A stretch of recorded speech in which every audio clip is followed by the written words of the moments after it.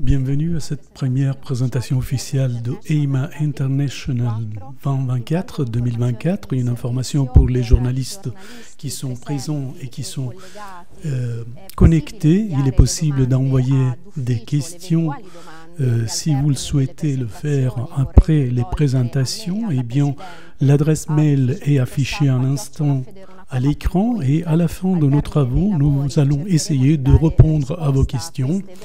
Et nous allons essayer de répondre à toutes les réponses aussi qui vont arriver dans les jours qui suivent. Avant d'aborder les détails de la présentation, nous allons faire une analyse du contexte concernant le marché international de notre secteur d'activité. Cette analyse est confiée à Madame la présidente de Federunacom, Madame Maria Teresa Maschio, et je lui laisse la parole.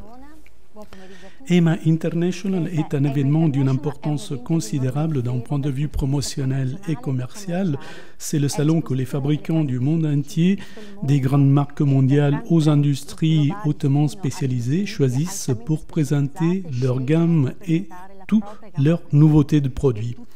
C'est l'occasion pour comparer les technologies et c'est l'endroit où on comprend qu'il s'agit d'un moment extrêmement important pour notre secteur d'activité, pour l'électronique appliquée. C'est un outil stratégique pour les destins de notre planète. Il n'y a aucune part, il n'y a pas... Dans le monde entier, nous avons besoin de machines et d'équipements pour cultiver la terre et gérer l'environnement et le territoire. Dans le monde entier, il y a besoin de nouvelles technologies pour augmenter la productivité tout en préservant les ressources naturelles de notre planète. Tous les pays d'Europe, d'Amérique, d'Asie, d'Afrique, d'Océanie sont confrontés à la nécessité de répondre à une demande croissante de nourriture, aussi bien pour ce qui est de la quantité que pour ce qui est de la qualité. Et en même temps, on est confronté à l'urgence de réduire l'utilisation d'engrais et de pesticides, de diminuer drastiquement la consommation d'eau, de préserver la biodiversité et d'améliorer la qualité de la vie des communautés rurales. Tout cela n'est possible que grâce à la mécanisation agricole moderne et innovante. Nous allons commencer par quelques données, par quelques chiffres très importantes. On a fait une analyse des données concernant notamment les tracteurs depuis 2015 à 2022. Ce qui a mis en évidence, on a constaté une évolution constante. Les États-Unis sont passés de 205 000 unités en 2015 à 271 000 en 2022. L'Inde est passée de 484 à 912 000 tracteurs. L'Europe occidentale est passée de 171 000 à 196 000. Le Japon de 20 000 à 34 000 unités tracteurs. Le Canada de 24 000 à 31 000. La Russie de 22 000 à 35 000. Et tous les principaux marchés se situent à des niveaux très élevés. La Chine va dépasser les 400 000 unités, la Turquie les 60 000. Donc, dans la période considérée, le nombre total de tracteurs immatriculés depuis 2015 à 2022 est passé de 1,9 million à 2,5 millions. Même lors de la pandémie, lorsque l'arrêt temporaire de la production, de beaucoup de secteurs de production, dû à des difficultés économiques, aux difficultés des transports, de la logistique, notre secteur, le secteur des machines agricoles, a fait preuve d'une bonne résistance, d'une grande résilience. En 2022, le commerce mondial des tracteurs a atteint une valeur de 29 milliards, soit une augmentation de 35% par rapport à l'année précédente, avec une moyenne annuelle d'augmentation de 4,7% depuis 2009 à 2022. En ce qui concerne les autres types de machines, le commerce mondial va atteindre les 70 milliards avec une augmentation de 25%, avec un taux de croissance moyen par an de 5,6%. D'autre part,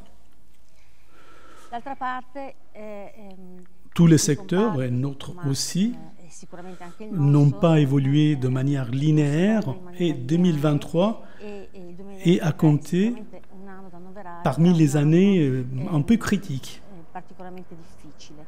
Nous savons que de toute façon, la demande reste potentiellement élevée. Les chiffres actuellement disponibles indiquent une baisse des ventes aux États-Unis de 8,4%, au Canada de 10,4% et en Chine de 21%. Mais on a assisté aussi à une stabilité substantielle du marché indien, alors que pour ce qui est du marché européen, il y a une réduction d'environ 5% dans l'ensemble, mais nuancée d'un pays à l'autre, avec une augmentation en France de 3%, une situation quelque peu stationnaire en Grande-Bretagne et en Allemagne, et l'Espagne et l'Italie, l'Espagne a montré une réduction de 15%. Pour ce qui est des données concernant les immatriculations de unités, de tracteurs, des données qui sont traitées par Federunacom et qui sont fournies par le ministère des Infrastructures et des Transports, nous avons constaté une baisse de 12,9% en 2023 pour les tracteurs. Pour les élévateurs télescopiques, la réduction a été de 3,4%. Pour les remorques agricoles, de 8,1%. Alors que pour ce qui est des moissonneuses-batteuses, on a enregistré une augmentation de 10%. Ce sont des quantités assez faibles et donc soumises à des fluctuations un peu plus importantes. Selon l'analyse de notre fédération, la baisse des achats est due à la mauvaise conjoncture économique, mais aussi à un ralentissement physiologique qu'on a enregistré dans la période post-pandémie.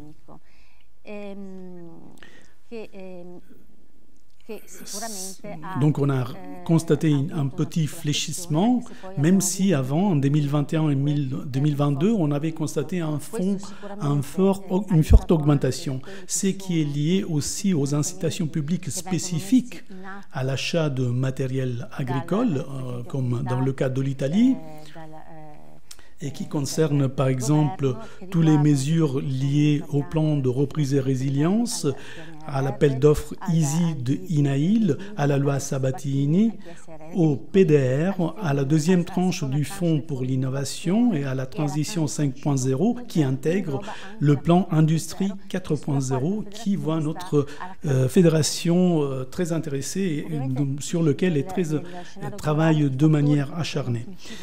Dans le scénario global, les facteurs qui ont le plus d'impact sur le marché des machines agricoles sont ceux liés à l'incertitude économique provoquée en grande partie par la guerre entre la Russie et l'Ukraine et par le conflit tout dernièrement au Moyen-Orient. On a eu aussi des répercussions liées au poids de l'inflation qui a engendré des coûts supplémentaires des produits agricoles, mais qui a aussi provoqué une augmentation des prix des machines agricoles.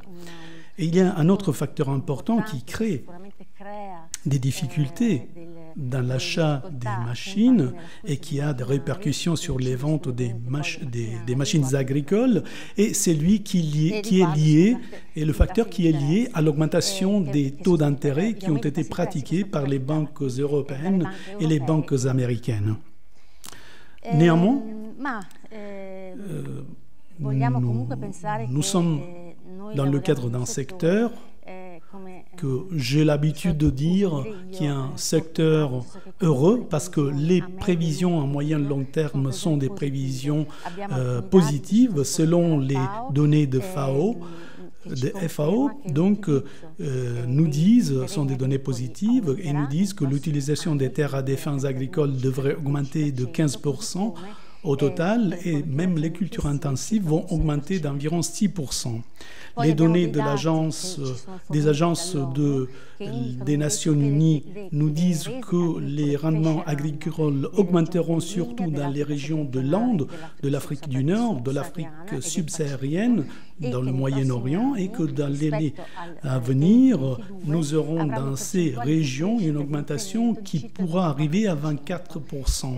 Des augmentations assez significatives seront constatées aussi par l'Amérique du Nord et la Chine, alors que nous avons des prévisions pour l'Europe s'élevant à une augmentation des rendements agricoles d'environ 7%.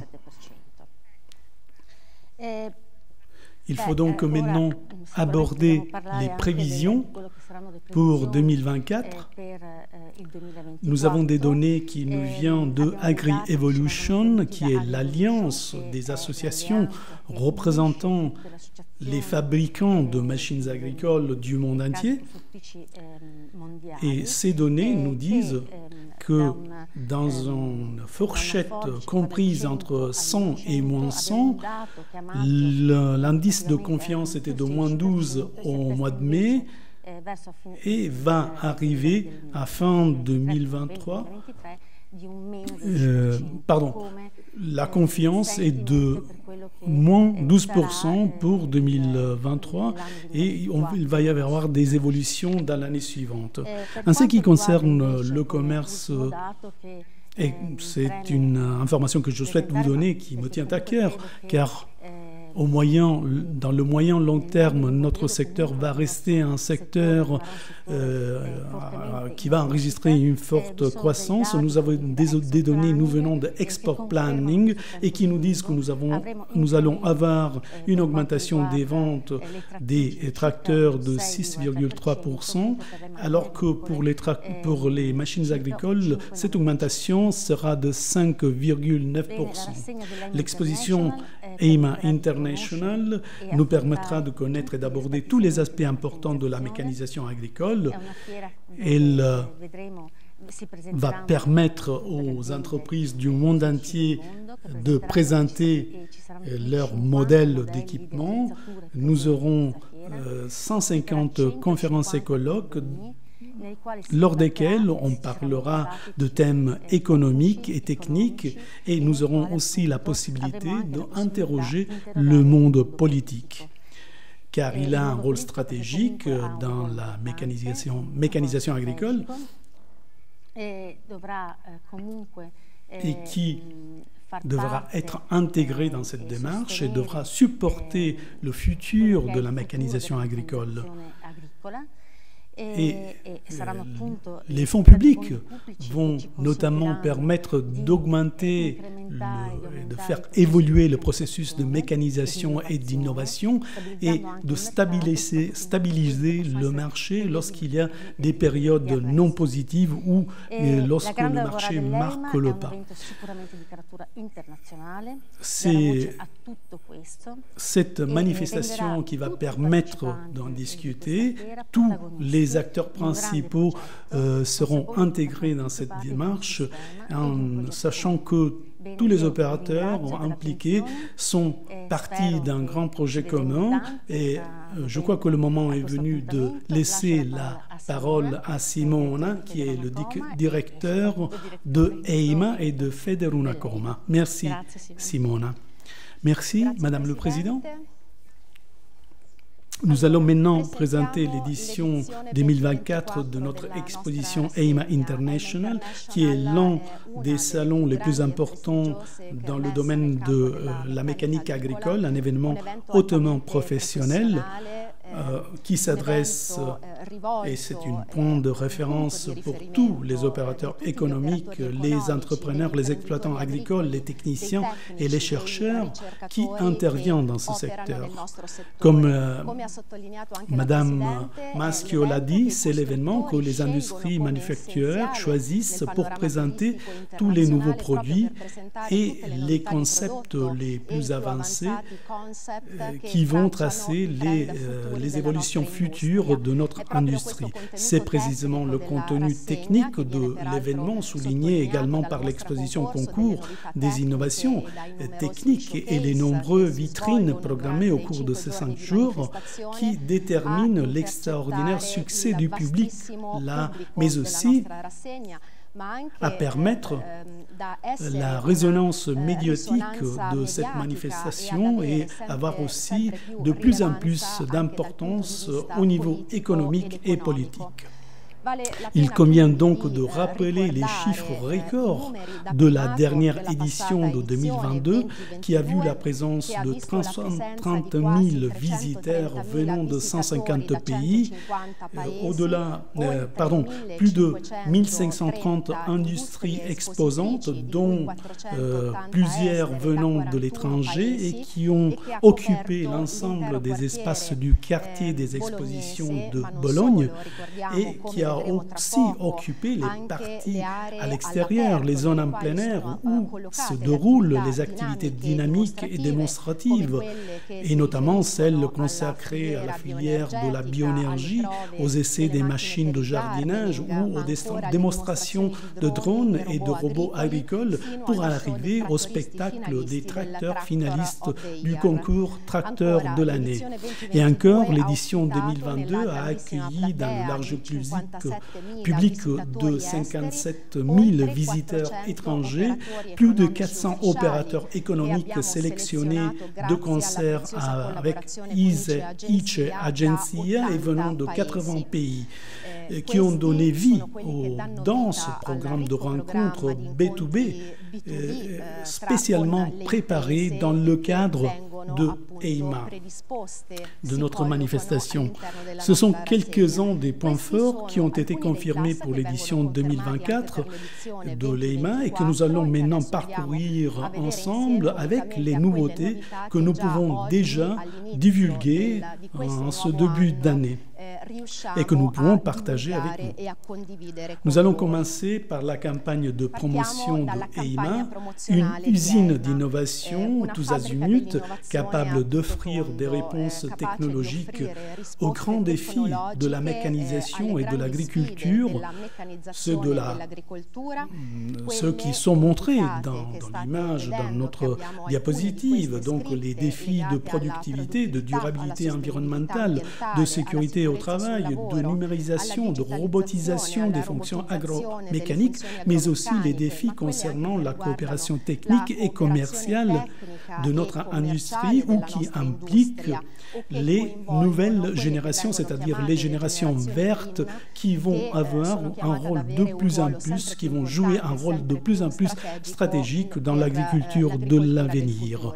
L'usine de l'innovation, l'Innovation Factory, souhaite représenter tout cela, un lieu où tous les acteurs des filières agricoles et agro-industrielles sont représentés et contribuent à définir des modèles d'entreprise de plus en plus efficaces, centrés sur une mécanisation de pointe et innovante. Donc ce sont des acteurs qui souhaitent donner le meilleur futur possible à l'agriculture. La promotion de EIMA aura une articulation internationale, capillaire, d'un impact considérable et qui va se développer à partir de la conférence de presse d'aujourd'hui. Cette conférence qu'on a souhaité réaliser parce que cela a une importance journalistique, mais surtout symbolique, parce que nous sommes à l'heure actuelle dans le studio de télévision du quartier des expositions de Bologne, ce qui représente pour nous une invitation explicite à rendre visite à cette ville, à cette exposition, lors de la manifestation, cette conférence qui est diffusée à l'international parce qu'on a voulu atteindre les journalistes du monde entier, journalistes qui auront avec nous une tâche très importante qui sera celle d'informer et couvrir avec l'information toutes les catégories, toutes les facettes, tous les targets, les cibles de public auxquels s'adresse notre manifestation. Il y a beaucoup de personnes qui sont intéressées, qui seront intéressées, des opérateurs économiques, des entrepreneurs agricoles, des techniciens de maintenance, experts et chercheurs, les jeunes aussi qui sont intéressés aux perspectives intéressantes de notre secteur, mais aussi les passionnés qui se consacrent à l'agriculture à temps partiel. Donc autant de catégories de public auxquelles EIMA offre un accueil efficace, attentif et un système de services précis et dédié. À partir de cette semaine, nous allons promouvoir EIMA dans le monde entier avec des conférences et des initiatives d'information. Le calendrier prévoit déjà des événements qui vont se dérouler au Canada, aux États-Unis, en Ouganda, Tanzanie, Kenya, Argentine, Japon, Qatar, Inde, Grande-Bretagne, Japon, Brésil, Serbie. Donc c'est un tour du monde fait par notre manifestation. C'est la spécialisation de EIMA. C'est son caractère international qui intéresse les opérateurs économiques venant du monde entier. Et c'est bien sur cette base que nous sommes déjà au travail et que l'activité de sélection des opérateurs économiques officiels, ceux qui vont arriver à Bologne suite à une sélection faite par ICE Agenzia, l'agence ICE, nous prévoyons 450 opérateurs venant de 80 pays qui tiendront des réunions B2B dans une nouvelle zone dédiée, différente de celle qu'on avait à l'édition 2022. À cela s'ajoutent les initiatives d'internationalisation que FEDUNACOM est en train de mettre en place et qui prévoit un système d'accueil efficace destiné aux concessionnaires et aux distributeurs et aux organismes européens et internationaux des agriculteurs, mais aussi au cadre supérieur du secteur. Les chiffres du salon sont déjà très prometteurs et laissent envisager que l'édition 2024 connaîtra à nouveau l'une des plus fortes affluences d'exposants de l'histoire du salon. On parle en effet de 1330 entreprises qui ont déjà formalisé leur demande d'inscription, d'enregistrement. Parmi celles-ci, 412 viennent de l'étranger et les pays qui se sont le plus intéressés à EIMA sont l'Espagne, l'Allemagne, le Brésil, la France, la Grèce, la Turquie, l'Inde et la Corée du Sud et la Chine. Le point fort de l'exposition sera toujours la division en secteurs spécialisés couvrant tous les domaines de produits et donc les tracteurs, des tracteurs aux équipements de travail du sol, des machines de traitement aux machines de récolte, des systèmes de transport des produits pour arriver au système de traite et d'alimentation du bétail. Certains secteurs, ce qui concerne des types de produits particulièrement spécifiques et qui s'adressent à des catégories précises, donnent lieu à des salons thématiques. Vous savez que dans l'articulation d'EIMA, ces salons sont au nombre de 5, et notamment celui qui est dédié aux composants, EIMA Components, au jardinage EIMA Green, aux bioénergies EIMA Energy, à l'irrigation EIMA Hydrotech et aux technologies robotiques et numériques avec EIMA Digital. Parmi les curiosités que nous souhaitons partager avec vous, nous avons des halls qui accueillent ces secteurs comme l'irrigation, ceux consacrés aux machines de travail du sol, la protection des cultures et des composants. Eh bien, tous ces halls, les espaces de tous ces halls sont quasiment totalement occupés. Et c'est une raison pour laquelle nous pouvons nous enorgueillir. Et cela témoigne de l'intérêt dont fait l'objet notre manifestation. Le salon EIMA se déroulera également dans des zones extérieures dynamiques, comme on l'a dit tout à l'heure. Donc, nous allons confirmer la présence de TOTI, de l'espace Garden Emotion, donc les essais pour des machines pour le jardinage, qui sera focalisé sur des produits différents de l'édition par rapport à celle de l'édition précédente. Nous aurons les machines dédiées aux bioénergies, mais pas que ça, parce qu'à partir de cette édition, nous aurons la zone Real, robotique et électronique pour l'agriculture en direct, qui verra les technologies robotiques les plus avancées qui seront proposées dans des essais quotidiens. D'autres zones extérieures situées autour du périmètre, le long du périmètre du centre d'exposition, vont accueillir également des activités dynamiques dont on ne peut pas parler aujourd'hui, on ne peut pas le dévoiler aujourd'hui, mais qui vont contribuer à faire de EIMA un formidable spectacle de la mécanique agricole. Bien entendu, le concours de l'innovation technique est de retour. C'est un prix de plus en plus prestigieux et de portée internationale qui suit les caractéristiques spécialisées de EIMA. Après le succès de l'édition précédente, la soirée de présentation aura lieu le 3 octobre, au cours de laquelle les lauréats des nouveautés et des mentions seront dévoilés devant l'ensemble de la presse nationale et internationale. Les nouveautés techniques ne seront pas le seul concours de cette édition. En effet, nous allons présenter une autre nouveauté sous la forme d'un concours qui vise à primer et reconnaître et récompenser les entreprises qui, de l'avis d'un jury d'experts, seront en mesure de créer les meilleures formes de promotion dans les réseaux sociaux. Il s'agit d'un concours qui a pour titre EIMA Social Awards, que nous détaillerons plus tard dans les semaines qui viennent avec un règlement spécial. EIMA International, c'est aussi s'intéresse aussi sur les enjeux économiques et politiques de l'agriculture et de la mécanique agricole. Nous savons que le long des 5 jours de la manifestation, il y aura plus de 150 événements de conférences de presse, de conventions et ateliers pendant lesquels on échange des informations, des données, des tendances, mais il y a aussi l'échange de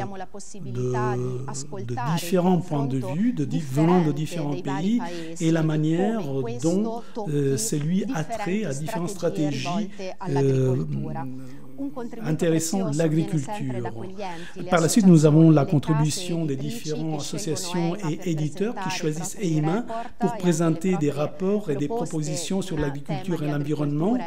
Et avec eux, nous sommes en train, de concert avec ces associations et éditeurs, nous sommes en train de mettre au point un calendrier très riche, un agenda très riche, mais ce qu'on souhaite aujourd'hui avec vous, c'est d'épingler des sujets clés que nous avons retenus et qui vont concerner la réalisation de colloques et forums internationaux.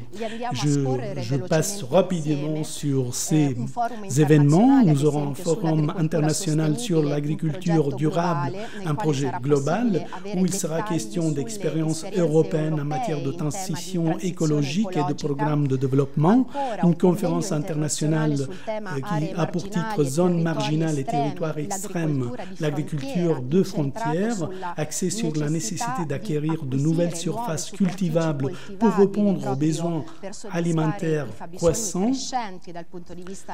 une conférence internationale sur la gestion des systèmes numériques, les big data, les flottes robotisées, car nous savons que dans cette direction, nous avons des profils qui vont se dégager très intéressants pour ce qui est de la compétence professionnelle, un atelier sur les ressources bioénergétiques, le marché et les perspectives des biomasses et des sources renouvelables dans le secteur des combustibles pour voir quelle est la contribution de la bioénergie à la réponse aux besoins actuels. Par la suite, un autre atelier, économie émergente, modèle de développement agricole pour le continent africain, pour faire une cartographie de ces pays et pour voir quels sont les types de mécanisation les plus adaptés aux exigences du continent africain. Et pour terminer, consommation alimentaire, demande de produits frais, chaîne d'approvisionnement mécanisée, visant à interpréter les nouveaux régimes et styles de consommation avec une référence particulière aux fruits et légumes. Le programme des conventions d'EIMA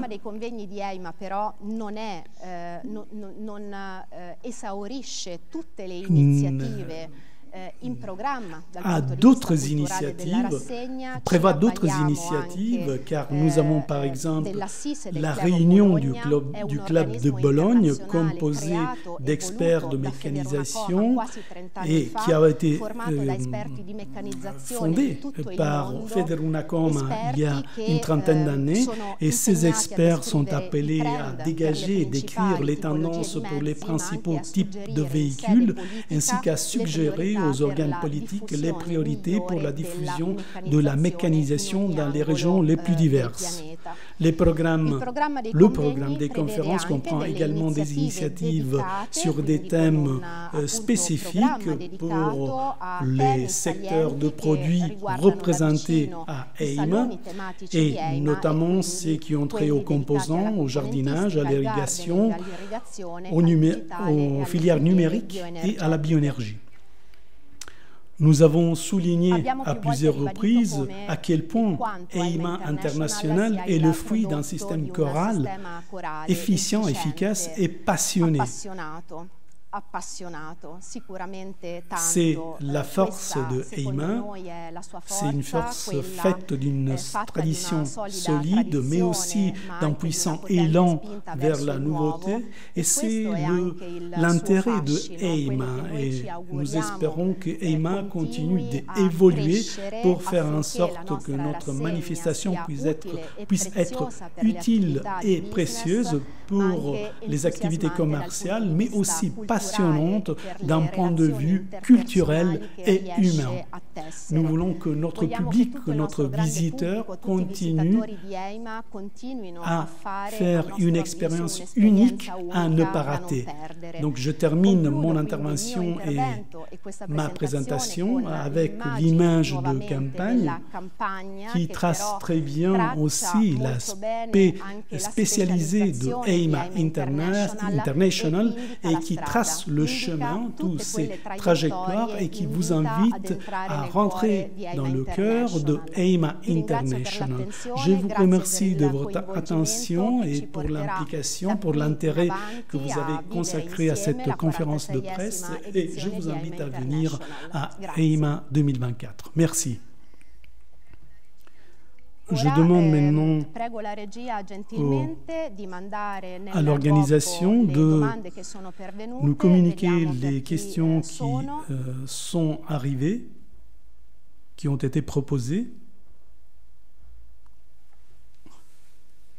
Pour l'instant, je ne vois pas des questions.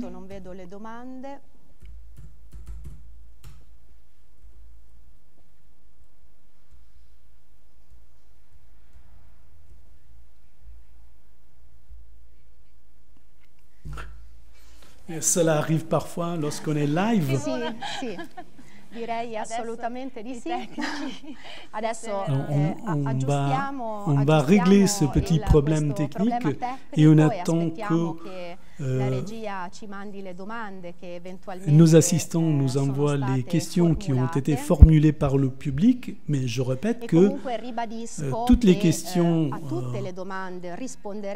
trouveront une réponse écrite dans les jours qui suivent, donc pour donner aussi l'opportunité aux questions qui n'auront pas de réponse aujourd'hui, d'avoir une réponse. Les questions arrivent. La première question est pour Madame Maschio. La pandémie et les conflits ont partiellement transformé la logistique et les systèmes de transport des machines agricoles. La géographie des marchés est-elle aussi destinée à connaître des modifications? Je crois que oui. La pandémie, la guerre en Russie et en Ukraine et le conflit au Moyen-Orient vont se répercuter sur la géographie de nos marchés Et nous prévoyons que dans les prochaines années, il y aura une sorte de transfert vers ces pays comme les États-Unis, l'Amérique du Sud, sauf l'Argentine, qui connaît une période politique de transition significative. J'évoque aussi l'Inde, qui sera certainement un pays intéressant pour nos produits. Bien évidemment, la situation encore est en évolution. On a assisté aussi aux problèmes liés au passage dans le canal de Suez. Et donc tout cela va se répercuter sur les débouchés dans les autres marchés. Je crois qu'il est normal, je dirais qu'il est normal que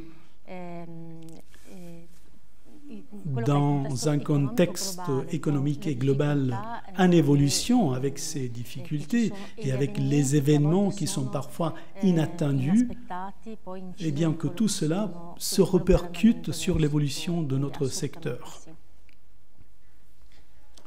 Une question pour moi. On a dit que EIMA International couvre l'ensemble des secteurs de produits. Est-ce qu'il y a des secteurs qui caractérisent le plus la manifestation? Oui, il y en a. Et ces secteurs sont la spécialisation, l'articulation capillaire de cette exposition.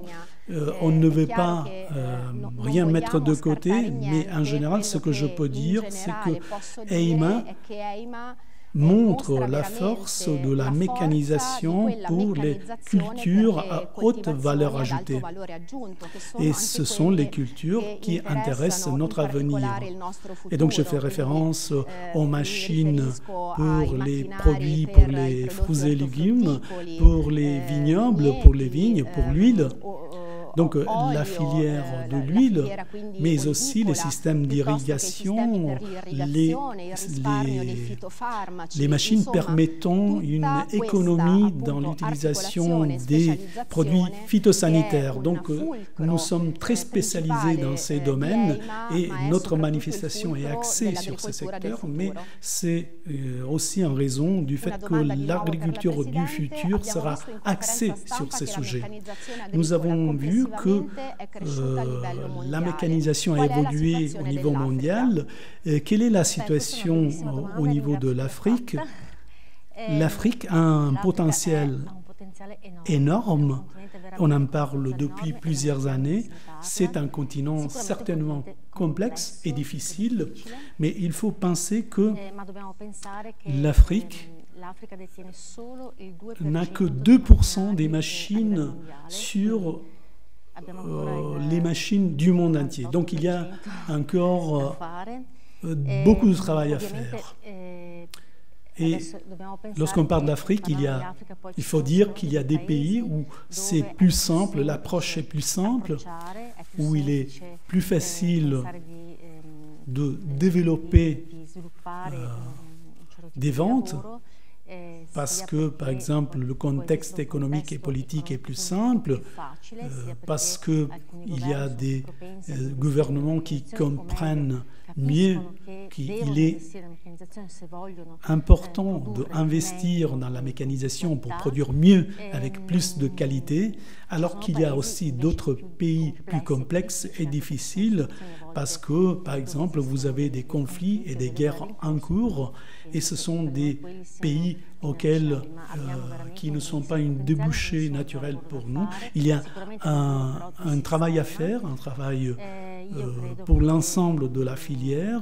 Beaucoup de travail reste à faire pour les années à venir. Je pense par exemple à des pays comme ceux de l'Afrique du Nord. Je fais référence au Maroc, à l'Égypte, à la Tunisie, à l'Algérie, où nous avons des prévisions de croissance de 5-6% des ventes. Donc c'est un continent où beaucoup de travail peut être fait et où on peut réaliser des très belles choses.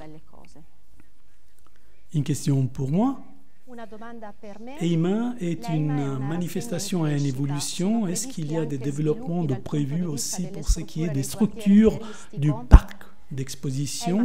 Le potentiel de croissance d'EIMA est énorme. On l'a vu avec l'édition 2022 et avec les chiffres qui sont les chiffres de cette année et qui témoignent que le potentiel, du fait que le potentiel est grandissant et le quartier des expositions de Bologne est un chantier ouvert, et donc entre 2026 et 2028, nous aurons la possibilité d'utiliser 2 halls supplémentaires, un qui va remplacer un hall obsolète qui se trouve à l'intérieur du quartier des expositions à l'heure actuelle, et un hall qui sera réalisé entièrement. Le quartier et les espaces seront reconfigurés. On va essayer de aussi, on a prévu aussi l'ouverture de points d'entrée supplémentaires pour permettre un accès plus simple à l'exposition, les parkings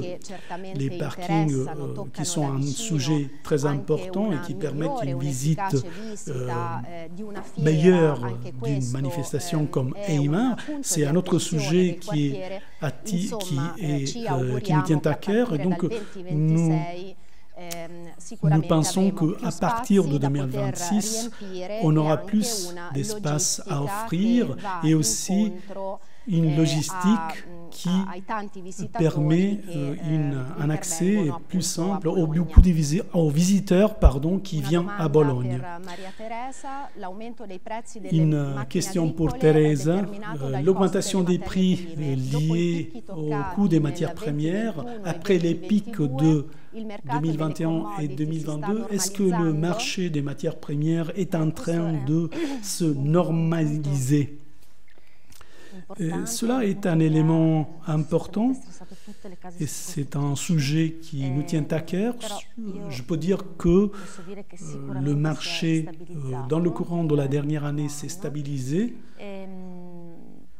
On est revenu, pour ce qui est des matières énergétiques, à des valeurs, à des chiffres d'avant la pandémie. On avait connu des augmentations de prix énormes et cette stabilisation va nous aider. Pour ce qui est du coût des matières premières et des produits de base, il y a une stabilisation qui s'amorce. La situation commence à devenir plus stable. Et nous sommes de l'avis que la situation va rester telle qu'elle, on a même l'impression qu'on aura des réductions de prix, mais là encore, la situation est en évolution et ça dépend aussi de la conjoncture. On a parlé tout à l'heure des problèmes avec le canal de Suez et c'est un élément qui peut avoir des répercussions. On avait eu une stabilisation dans les transports et ces 15 derniers jours, on a eu on a assisté à l'émergence de quelques problèmes. De toute façon, je suis confiante. J'espère que je suis de l'avis que la situation puisse au moins rester stable, voire s'améliorer. On a longuement parlé de la proximité de date entre EIMA et SIMA à Paris. Est-ce que vous avez des commentaires à faire à ce sujet? Je remercie pour cette question. Un commentaire. Tout d'abord, vous savez parfaitement que la politique de Federunacoma a été d'entrée de jeu de préserver les intérêts de l'industrie. Il n'est pas question de guerre ou d'intérêts différents entre deux sociétés d'exposition. Ou tout du moins, ce n'est pas le sujet central de EIMA ou d'une exposition qui se passe à Paris. Mais le mécontentement et donc le dommage le plus important, c'est celui de notre industrie ce qu'on a, nous, de notre part, on n'a jamais voulu. La proximité de dates, qui d'ailleurs se sont éloignées par rapport à celles qui avaient été communiquées au tout début, car si je n'abuse pas de ma mémoire, il y a 2 semaines de différence entre les deux différentes expositions. Ce n'est pas une juxtaposition de dates, car cela aurait engendré un dommage, un préjudice pour l'industrie, pour le secteur, mais c'est néanmoins une proximité que, au point de vue logistique, organisationnel et de coût, pour la participation, n'est pas simple à gérer. Nous avons positionné EIMA International depuis le début comme une manifestation qui ne doit pas être en compétition stricte avec d'autres manifestations, mais qui doit accentuer et souligner et mettre en évidence sa spécificité, car elle accueille une série de produits et un type d'entreprise qui arrivent à desservir l'agriculture du monde entier. L'un des problèmes politiques en Italie est celui du contrôle technique des machines agricoles. Quelle est la situation? Nous sommes en train de travailler sur ce sujet. Nous savons très bien qu'il s'agit d'un sujet qui tient à cœur des fabricants, mais aussi les utilisateurs de machines agricoles. Donc, nous sommes très intéressés à ce produit, à ce problème, et nous le suivons de près, et j'espère que d'ici quelques mois, on pourra donner plus de détails sur les travaux qui ont été réalisés. Une question pour moi. Concernant l'accueil, vous avez parlé d'un système d'accueil ciblé pour les différents visiteurs. Est-ce que vous avez quelques exemples à nous donner? Oui, bien évidemment. Je pourrais vous dire que chaque cible, visiteur cible, souhaite être accueilli souhaite avoir un accueil sur mesure. Et nous avons commencé à faire cela lors des dernières éditions. C'est un principe d'accueil qu'on a voulu appliquer et qui porte ses fruits. Quelques exemples. Les exemples que j'ai à vous donner, c'est par exemple l'accueil des opérateurs économiques qui connaît une formule de faveur qui permet de profiter au mieux de l'expérience de l'exposition avec un lieu consacré pour mener les activités de business, donc un parcours simplifié à l'exposition. Je pense aussi aux journalistes qui ont un accueil tout à fait dédié avec une salle de presse consacrée, avec des communiqués de presse, des informations plurilingues, des visites guidées dans la ville et dans le quartier des expositions. Donc un accueil qui est sur mesure, un accueil qui souhaite être très, très soigné. Un autre exemple que j'ai à vous donner, c'est celui des visiteurs en général, avec des initiatives dans le hors-salon, dans les événements qui se tiennent à côté du salon, pour permettre à toutes les personnes qui sont ici d'avoir accès à des initiatives et des événements qui qualifient, qui rendent meilleur le séjour à Bologne. Un dernier exemple que j'ai à vous donner, c'est celui de la formation. Vous n'êtes pas sans savoir que nous avons créé au sein de EIMA une zone qui s'appelle EIMA Desk, qui est le point d'accueil des étudiants depuis les écoles secondaires jusqu'aux étudiants d'université, parce que nous réalisons même des leçons universitaires. C'est un cible qui nous tient à cœur, lui aussi, et qui voit des parcours spécifiques et dédiés. Je ne vois pas d'autres questions à l'écran. Donc, tout sujet à l'ordre du jour étant épuisé, je vous remercie de votre attention. Je vous invite à venir à Bologne nombreux, et ce n'est que le début, c'est la première occasion de présenter EIMA International, mais dans le courant de l'année, vous aurez d'autres occasions, d'autres rendez-vous qui vont nous voir ensemble. Merci encore une fois, merci encore.